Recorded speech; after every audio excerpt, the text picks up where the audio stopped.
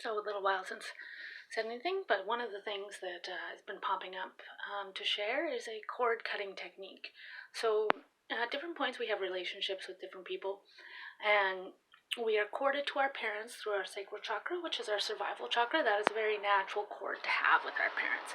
That's why it's also very disruptive when our parents pass, is even though we may or may not feel supported by them in a variety of ways, when they pass, it is this severance of this thing that called us into being in the first place. But at times we have roommates, we have lovers, we have friends, things like this. And sometimes those people can cord into us.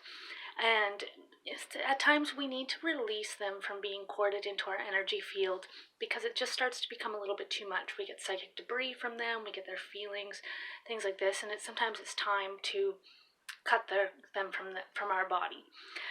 So one thing to do is to then go into meditation, do the grounding and clearing neutralization technique is a really good one. It's one of my first videos. So grounding down, clearing yourself physically, this and that first.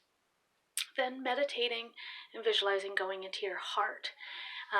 When you're sitting in the center of yourself, then you can just start to do a scan of your body and asking, where do I have a cord? Where is there somebody or someone corded to me? And then you might find something somewhere in your body where all of a sudden you just get a person's vision of their face or their name or something like that. And so when you get that, then you can grab a hold of the cord and then you call them in with green light.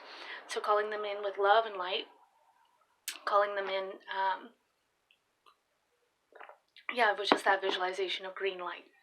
Then you express yourself to them, ask them questions, things like this. And then what you can do is you can take a physical knife, this is a pen, but you can take a physical knife or a physical pair of scissors if it helps you mentally, and then you just sever that cord. Then you say to them, it is time for you to return your energy to you. And you see that energy going back to them, that cord going back to them with green light. So always with love and light. Then what you do then is you go to your aura field and you seal it up and heal it up. So anything you request or intend, well in meditation or well in the etheric realm, can be. So it's as simple as that. Just heal up, seal up the aura, sealing up any of the issues and the damage that went on because of that cordage, and seal that up. So that's just the basics of cord cutting. During cord cutting, you can also do a rage release. So same, we always want to bring them in with green light and send them away with green light.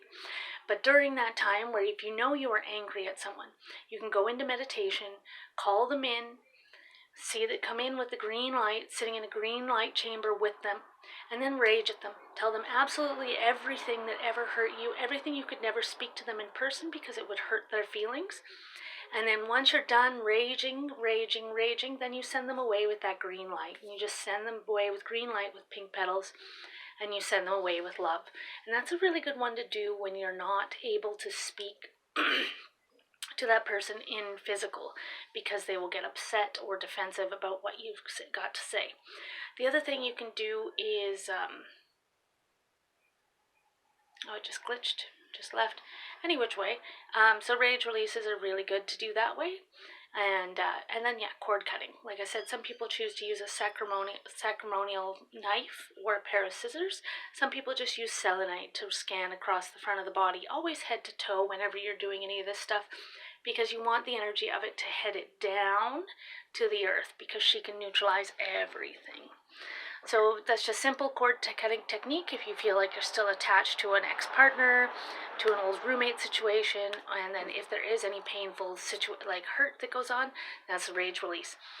The other thing that you can do is if someone's consciousness is really difficult to work with, and they're very stubborn, and they're not very hearing you, and no matter what you do, it's just bash, you can go into the ethers using green light, call them in, and decapitate them. Then after you decapitate them, then blowing green light into their heart, seeing them sprouting a new head with a new consciousness. And that is a shamanic technique to shift consciousness for someone who's being very stubborn and locked in their old ways of thinking. So these are a couple of techniques if you are finding that you're still attached to someone, feeling like somebody's draining your energy, you're angry with someone, or there's someone who's just particularly stubborn and they're not able to hear you. These techniques might assist in shifting the way that you feel and the way that they are interacting with you.